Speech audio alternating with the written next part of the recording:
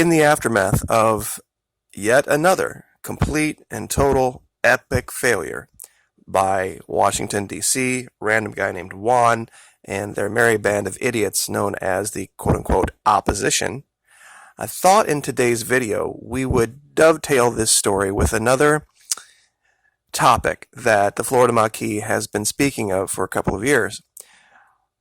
I have mentioned before that my background is Army intelligence, military intelligence. One of the things that they teach you at the very basic fundamental level of psychological operations is logic fallacies and cognitive biases. Now, when you first start studying this as a young soldier, it's pretty dry stuff. And at the time that I studied it, it was prior to the advent of the internet, prior to the advent of the mainstream media, and their effect on the world population as a whole. As I've grown and seen this paradigm grow, I see all of the tactics and techniques that I was taught as a young soldier come to fruit, literally on the internet right in front of my eyes, and it's an amazing thing to see, and I really have wanted to try to share this with my audience in a way they could understand. We should start here, though. The mind is the best weapon you'll ever have. I don't care how great a weapon you have, how powerful it is, how many rounds for it you have. If you have not control of your mind, someone's going to take it from you. Now, given that you have power over your mind, not outside events, when you come to this knowledge that you can control your mind and use it as an asset, it will make you a lot stronger than what you've been before. But it can also be your Achilles heel if not maintained properly, which leads us to this. Your greatest weapon that you can really employ is your enemy's mind. This is the fundamental basis of all psychological operation, the ability to get someone else to think something or believe something that enhances your position that may or may not be true. We're starting to see this now. We're seeing Mike Pompeo come out and tell Nicolas Maduro he should have got on the plane. And we're seeing Abrams say, don't trust anybody. Nicolas Maduro, we have them all over the place in there now. They're everywhere. It's all psychological operations. It's garbage. It's trash. They lost their biggest weapon, this guy that just affected this head of 7, and now they don't have anybody that they can use inside the government. So what do? They turn to psychological operations to make it believe, trying to make Venezuela believe that they are in a much stronger position than what they really are. Now, we can see literally on the ground, and I guess I'm going to make a kind of an apology here about this issue at the embassy.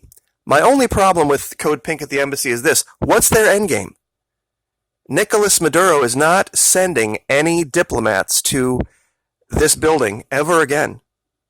Not in the foreseeable future.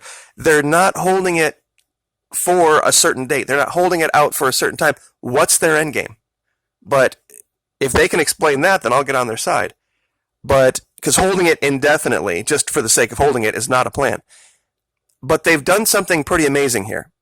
They have given an opportunity for the psychological operations being run on those people who are supporting random guy named Juan to be exposed. And I'm going to show you this today in a couple of clips. Now, they're talking about how some of the people that are occupying the building have been the victim of certain slurs and certain attacks by these people. And when you listen to the slurs, you listen to the attacks, you can see that they are simply spouting a narrative. They're not there based on thought. They're not even there based on empathy for the people of Venezuela. They're there based on hate that's been ginned up and manipulated by a certain aspect of our media. I'm just going to play this one forward real quick.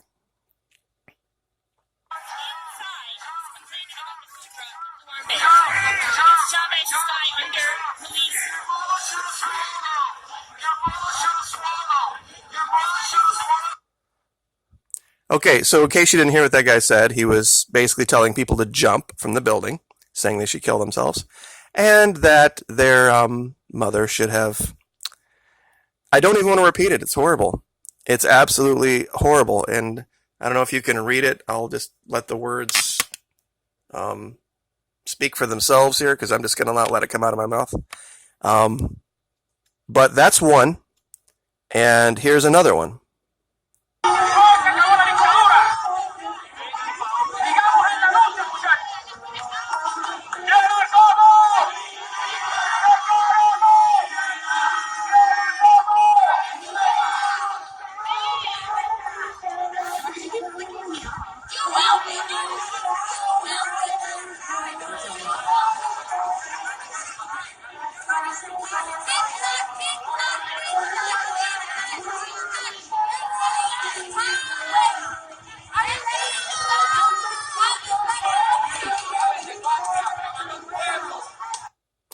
Okay, so just random nonsense, just yelling and screaming, and you're running out of time. No logic, but it comes to fruition. Everything comes together right here in this exchange. It's a very small exchange, and I'll just let it play, and then we'll comment on it. I'm a fucking bitch. Why am I fucking bitch? You're being paid to be here. You don't even know who I am, dude. You don't even know who I am. Yes, I know who you are. Who am I? What's my name? You're somebody who's supporting a dictator who's just killing people. That's who you are. So you're gonna go around and say fuck you, bitch? Yeah, I'm gonna say fuck you to everyone who supports a communist that kills people. Okay, well, you're gonna really have a good time getting people on your side talking like that. Okay, so his entire argument for throwing nasty words at this woman was, you are someone who is paid to be here to support a communist who is killing people, a dictator who's killing. I mean, he came to this realization on his own, really? But this is, it's emblematic. It really is of, and it's a hallmark of psychological operations. People thinking, and this is kind of a hard thing to relate, they're under the impression that they are thinking when they're really feeling. And that's a great tactic to get people into an emotional state and then convince them that they're really in a logical state. And I'm going to hover over some of these 24 logical fallacies here to show you how many of them can be applied to the situation in Venezuela. All right, strawman is the biggest one, and we just saw an example of that. Strawman basically misrepresents a situation and then argues against you based on that misrepresentation. Nicolas Maduro is not a dictator. Nicolas Maduro is not responsible for the collapse in the price of oil that led to the problems in his country. But if you believe the mainstream media, he's a president who starves his people. Which is, really, does our president starve our people? Is it the president of some country in Africa over the last 40 years that's caused the starvation in that country? I mean, but of course that would require thought. But people are feeling when they've been convinced they're thinking. False cause is the same thing. Pretty much, it's a little bit of a different take on this, that two things have a relationship that don't. For example, Nicolas Maduro comes to power in 2014, 2015, and that is when everything fell apart in Venezuela. Now, of course, we see these two things that happen at the same time, therefore we're going to assign cause to one, when really there were a whole bunch of other things going on at the same time that were causing this kind of a problem. The collapse in the price of oil affected countries around the globe. The difference is Venezuela didn't have access to the IMF, didn't have access to bank loans because of the sanctions placed by, actually, Barack Obama. Appeal to emotion. We see this all the time. Oh, look at the starving people. Oh, look at these poor children. Oh, look at these poor animals that are being taken out of the zoo and eaten and all this kind of silliness.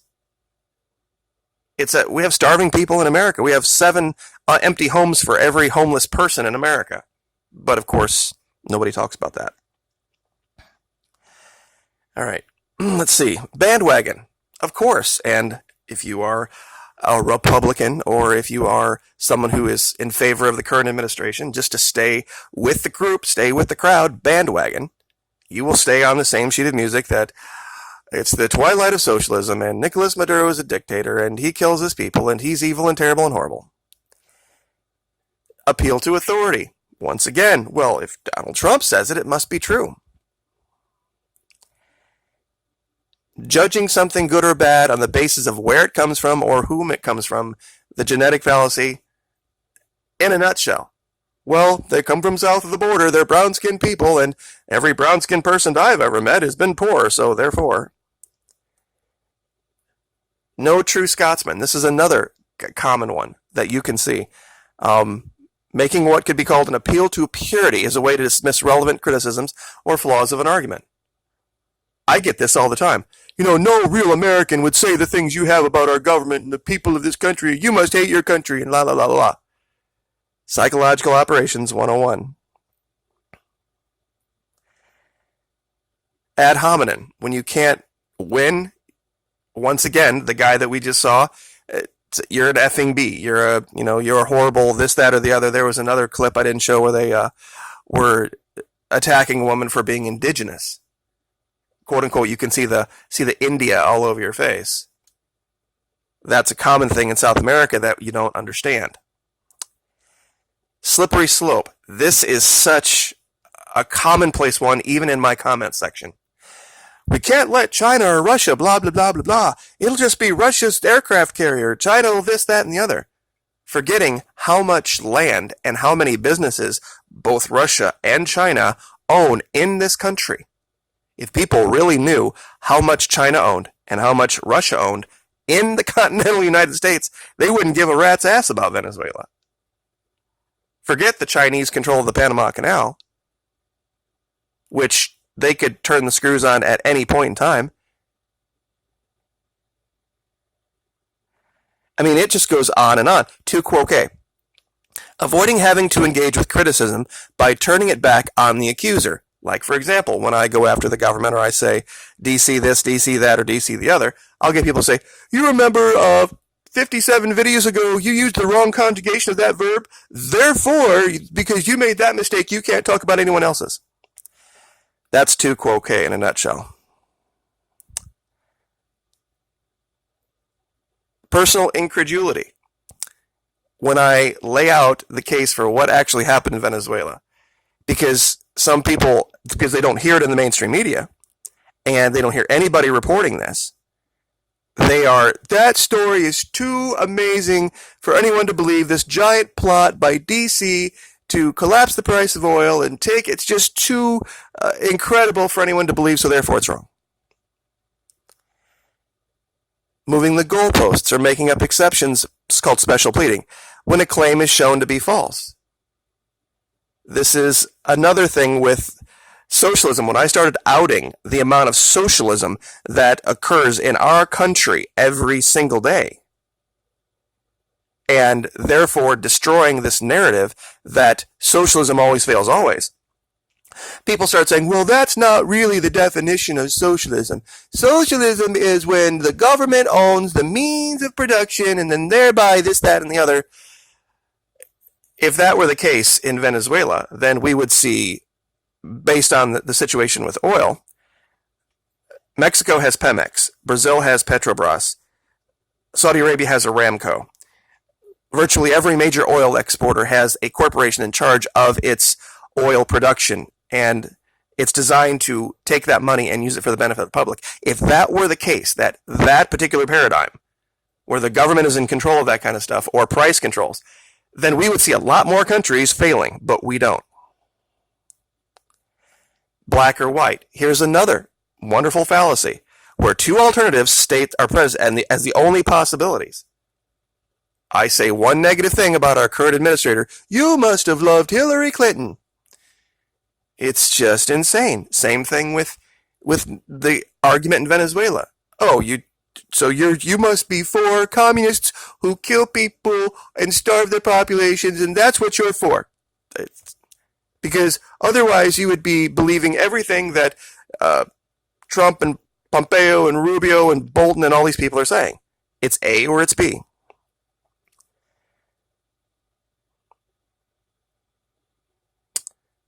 So you can go on and on and on. And I mean, and anecdotal evidence. And what's the other one that we always use here? 1 second. Maybe it's on another page. But availability heuristic and anecdotal evidence. are two of the biggest ones that we have trained on. The availability heuristic is where you take information that is easy to access and you see all the time, and you overweight it as more important than any other information. This is the tactic the mainstream media uses, because they take one story and then it's plastered across 8 or 10 or different sites just with a little bit of language changed, and therefore you unconsciously use that as the basis of truth for everything else. Anecdotal evidence is taking one specific image, like, for example, 1 or 2 people digging out of the trash in Venezuela, and then saying, that's the whole country. See, look, there's a picture of somebody at a dump digging out of the trash, or look, there's a picture of a skinny person in Venezuela. Therefore, all 30 million people are starving. And if they show you that same 1 or 2 pictures over 7 or 8 or 10 sites, like MSNBC, Fox, Forbes, Bloomberg, all this, then you give it even more weight. See, it's not anecdotal. I showed the same picture on 8 different sites. This is what drives me so nuts about the story in Venezuela, having been a former military psychological operator myself. It's easy to see once you know the tactics and techniques. And I know that was 16 minutes that probably you'll not get back of your life, but if you watch it again and you go to, let's see if I can get the yourlogicalfallacy.is. That's yourlogicalfallacyis.com. Yourlogicalfallacyis.com. You can get one of these posters. You can get a deck of cards sent to you, and you can have these, and you can keep them in your purse, you can keep them in your glove box, or you can keep them around. And when this all starts to go down, or you ever get in an argument with somebody, you can pull these things out and go, that's you, that's you, that's you. There's another one called cognitive biases. That's the same thing. And that's actually where the availability heuristic is. It's over here at cognitive biases. And you can go through these, and you can see these applying to the story in Venezuela as well. Let's see if I can find a good one. The dunning-kruger effect. The more you know, the less confident you're likely to be. Who remembers all those public service announcements that were the more you know? I think it was NBC, where they were trying to put out some little bit of information to make you believe something. Truly, the more information that you have bounced around your head, the less confident you will be. It doesn't make you more confident. It doesn't make you more armed as far as just straight up facts or impressions of facts. Here it is, the availability heuristic. Your judgments are influenced by what springs most easily to mind. And how easy is it to believe, oh, look at the guy with the black mustache. That reminds me of Hitler and all the pictures I've seen. Nicolas Maduro. Therefore, he must be evil because the government says he's evil, and I agree with the government because I voted for the guy in charge of the government. Therefore, it's just a lack of critical thinking skills. It doesn't make the left correct in this because, once again, even Tulsi Gabbard, who supposedly is against intervention, still quoted the fake narrative in her attempt to knock down quote-unquote saber rattling. She made the allegation that there should be some negotiated settlement between Russia or China and the United States. There's no negotiated nothing. They are a sovereign nation, and they can make decisions for themselves. If they want to have Russia there, wonderful. We have Russia here, all over the place. If you don't think so, come visit the east coast of Florida. We have Venezuelans here, we have Chinese here, we have people from all over the country that live here, operate here, own property here, own businesses here.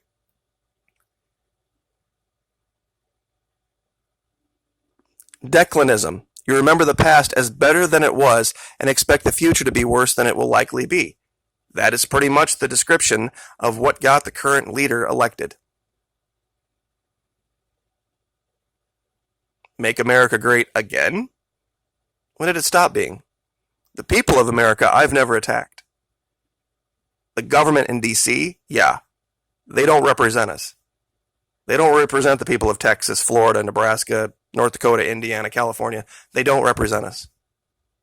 and they haven't for a long time. So we'll leave it there. I won't waste a whole lot more of your time. But yourlogicalfallacy.is and yourbias, yourbias.is. Just go take a look at these and apply them to what you see in the media, and you'll see very clearly that the girls on Fox and the people on CNN are not operating as information agents. They're not reporters. They're psychological operators, very clearly. And we'll leave it there. Like, share, subscribe.